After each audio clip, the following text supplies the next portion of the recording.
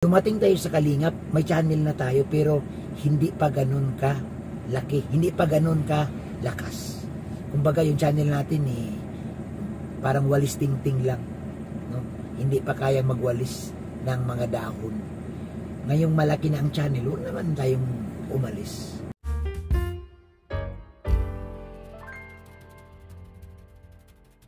Oy, shout out po. Yan, shout out guys sa ating mga kababayan, sa ating mga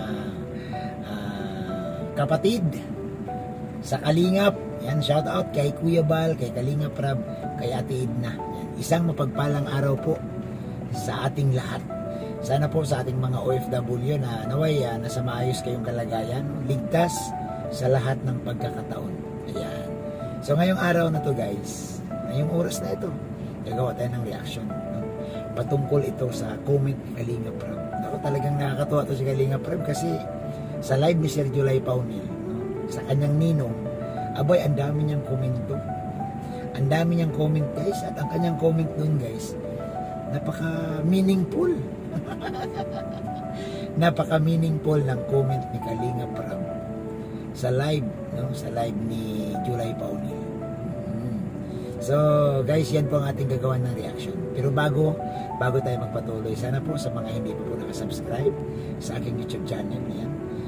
Guys, paki-subscribe nyo po, Bobby TV 143. Ito po yung ating maliit na channel. So ito na. Dito guys, sa comment, dito guys sa live ni Sir July Paunil, ka-interest ako na gawa ng reaction itong comment ni Kalingap Rab. Ito yung comment niya guys, basahin niyo yan. Ang sabi dyan, ano sabi? Basa. Hirap na talaga mag-welcome ngayon. Kapag nakahakot na ng supporters, iiwan na tayo. May pahabol pa siya. Sabi niya, aray ko. Sabay tawa. Ayan. So dito guys, mukhang may pinapatamaan si Kalingap Rab. Sigurado ako may pinapatamaan. Kumbaga dito guys, nagpapahaging si Kalingap Rab. Nagre-real talk si Kalingap Rab na ang hirap na pala mag-welcome ngayon. Sino ba kaya guys, kung may alam kayo, comment nyo sa baba. Sino guys ang pinapatamaan ni Kalingap Rab dito? Dito lang tayo sa comment isang comment pa lang ito. Ang sabi niya dito, ang hirap na mag-welcome ngayon. Kapag nakahakot na ng supporters, nako! Iiwan na tayo. Alam nyo, sa totoo lang, medyo laliman natin ng konti itong komento ni Kalingap Rab. Malalim ito kung tutuusin. Ang sinasabi ni Kalingap Rab dito, parang ayaw niya na magtiwala. Ang hirap magtiwala, ang hirap mag-welcome. Bakit? Kapag nakabuo na ng channel, kapag nakabuo na ng supporters, umaalis. At ano ang ginagawa? Alam niyo na siguro, kinakalaban ang Kalingap. Binabas ang Kalingap. Hinahanapan ng butas ang Kalingap. Ikinukumpara ang Kalingap sa iba. Doon na lang daw sa iba kasi mas maganda doon. Doon na lang sa iba kasi maayos doon eh. Okay guys, dinadaan ko lang sa tawa Pero guys, kung laliman ninyo ang comment ni Kalingap Rab, may tinatamaan dito. Ano ba ang sinasabi niya? Kapag nakahakot na ng supporters, iiwan na tayo. Iiwan na tayo. Naku, mahirap ito. Iiwan na tayo. Kapag nakahakot, ibig sabihin dito guys, kapag nakabuo ka na ng sarili mong mga supporters, sa madaling sabi, kapag lumaki na yung subscribers mo, nang iiwan na. Siyempre, sa mga umalis, may dahilan yan. Diba? Ito naman yung kabilang side. Umalis sila, kisyo ganito, kisyo ganito, kisyo ganito. Maraming dahilan. Pero, para sa akin lang opinion ko to guys para sa akin lang, mahalaga pa rin yung nagkaroon ka ng channel sa loob ng Kalingap. Imagine nyo guys, mahirap magpalaki ng channel kung wala kang sinasalihang community. Totoo yan. Ito, magre-talk din ako. Ang hirap kunin ang 1,000 subscribers 2,000 subscribers, 5,000 subscribers, kung wala kang sasalihang community. Oo. No? Wala akong sinasabi kung sino yung mga umalis. Ayoko mag-name drop. No? Pero, dito lang tayo guys. No? Pag-usapan lang natin itong komento ni Kalinga Prab. No? Marami pa siyang comment eh. No? Pero gusto ko ito lang, dito lang muna tayo.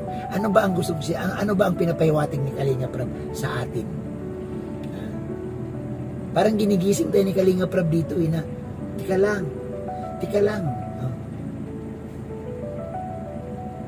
Bakit nyo naman kami iniwan? Diba nung dumating kayo sa Kalingap, wala nga kayong channel eh. Ang liit nga ng subscriber ninyo eh. Sa Kalingap lang naman kayo tumaas kasi nasa Kalingap kayo. Pero bakit? Ano nangyari?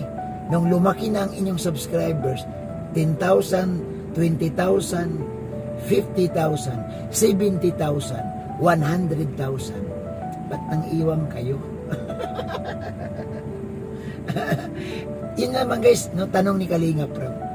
Wala man siyang ibang sinasabi na wala kayong utang na loob. Wala man siyang sinasabing gano'n. Pero namnamin ninyo ang kanyang komento. No?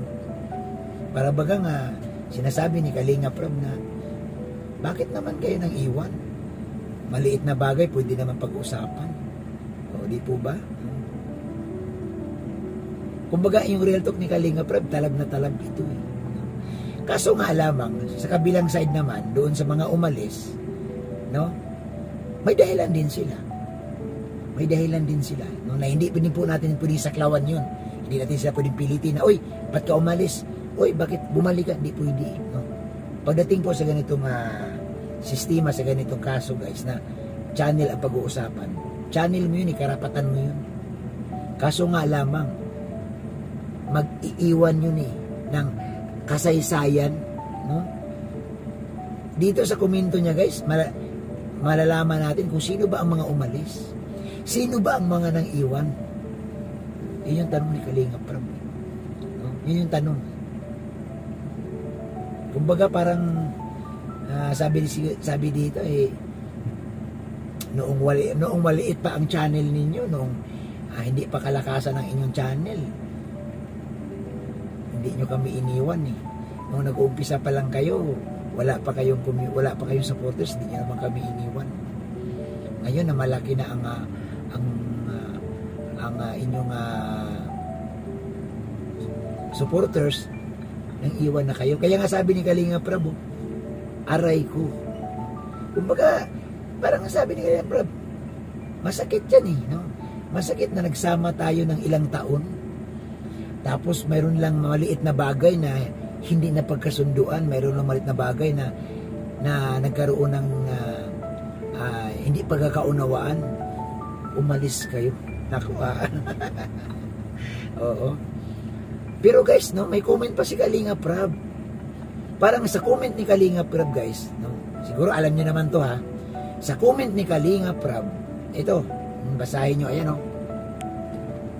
Sabi niya dito, Ninong, iniwan na rin tayo. Iniwan na rin tayo ni Kanuli, Ninong, ha. So si Kalinga Prab, parang hindi niya alam. No, parang kulang siya sa kalam. Sa madaling sabi, hindi siya na-inform.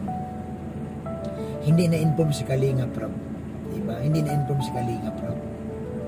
Diba? Para bang nagulat na si Kalinga Prab, nalaman niya na lang sa mga reaction, sa mga upload. Diba? No? Eh, naku, ito yung real talk ni Kalinga Prab na hirap na talaga mag-welcome ngayon. Kapag nakahakot na ng supporters, iiwan na tayo. Aray ko. Ay, shout out kay Kalinga Prab. Ayan. Talaga naman ha. Kalinga Prab, yan yung gusto ko sa iyo, no? Yung comment mo talagang may mga ibig sabihin. No? May mga ibig sabihin. Para bang napakalalim ng ano, no? Ako guys, para ito opinion ko to ha. Walang kinalaman si Kalinga Prab sa sinasabi ko. Pananaw ko ito, no? Kung may comment kayo dyan guys, i-comment nyo dyan. Huwag nyo iba si Kalinga Prab kasi hindi siya kasali sa, hindi siya, wala siyang sinasabi no, ako ang gumagawa ng content. No? Pero para sa akin, doon, no, message ko doon sa mga kasamahan ko na sa Kalinga pa din, no? Ang message ko lang talaga napakasimple. Huwag natin kalimutan yung tinulong, no, ni Kalinga Prab, ni Kuya Bal sa atin. Huwag po natin kalimutan na dito po lumaki ang channel. Dumating tayo sa Kalingap, may channel na tayo pero hindi pa ganun ka laki, hindi pa ganun ka lakas. Kumbaga yung channel natin parang walis ting-ting lang, no? Hindi pa kaya magwalis ng mga dahon. Ngayong malaki na ang channel, huwag naman tayong umalis. No, wag maliit na bagay, issue, pag-usapan. No, para sa akin lang guys pag-usapan. Huwag tayong makinig doon sa mga sulsol. Mas maganda dumirekta tayo kay Kalinga Prab at andyan si Kalinga Prab, si Kuya Bal.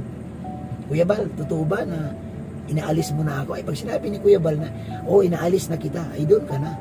Pero kung makinig ka lang guys sa nakapaligid sa iyo, na para bagang inagawan lang ng kindi, nag-iiyak na at naglulupasay na sa iyak at gusto nang magwala at umalis, huwag pong ganun. At ito yung message ko lang po sa mga nasa Kalinga pa, huwag po tayong ganun, no, na pag lumaki na ang channel, aalis. Huwag. Hindi maganda, no? Kahit anong tingnan natin, kahit anong gawin natin, guys, kahit ano pang gawin natin, kahit ano pa, no? Pero huwag nating kalimutan yung ating sinimulan, na winilcome ka ni Kuya Bal, winilcome ka ni Kalinga Prab, no? Winilcome tayo, kasabi nga ni Kalinga Prab, ang hirap na pala mag-welcome ngayon. Winilcome tayo ng libre, ng walang hinihingi. Diba? Bakit ba pagdating mo ba sa Kalinga, piningan ka ba agad ng pera? Wala mang ganun. Tayo pa nga binibigyan ni Kuya Bal. Kaya nga sana, no guys, ano man ang mangyari, kahit ano mang mga pagsubok, trials na dumating sa atin, huwag po tayong umalis nang hindi alam ata ni Kalinga Prab. Kasi dito, sa mga comment ni Kalinga Prab, parang hindi niya alam Parang huli siya sa balita. Ito yung analisa ko So, yun naman po ang aking paalala, no? Reaction sa hapong ito. Andito ako guys sa sasakyan kasi wala kasi wifi sa bahay. So, naghahanap ako.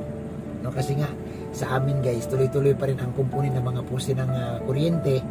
Nagbaburn out ng 4 na oras, 5 oras, minsan isang araw. So, siyempre para makapagawa ng reaksyon sa mainit-init na comment ni Kalinga para naghanap tayo. Kaya pansinin nyo, dito ko sa loob ng sasakyan at madilim. Pero sa ganun pa man, makagawa tayo ng maiksing reaction. So yun lamang po guys, no? Abangan nyo po ang ating susunod na reaction. No? Abangan nyo guys, maganda-ganda ito. Ang daming comment ni Kalinga Prab na talagang nangigising sa kamalayan nating mga kalingap. Salamat po sa inyong lahat. Isang mapagpalang araw po mga kapatid. Thank you po at magandang araw sa ating